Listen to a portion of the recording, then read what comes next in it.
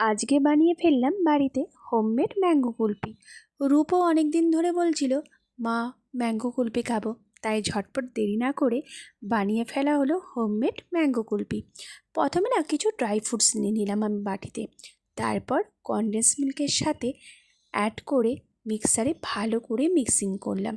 পাপাজিকে আগে থেকেই বলে রেখেছিলাম ফ্রেশ আম আনতে। পাপাজি খুব সুন্দর সকালবেলায় বাজারে যেয়ে ফ্রেশ আম কিনে নিয়ে আসে।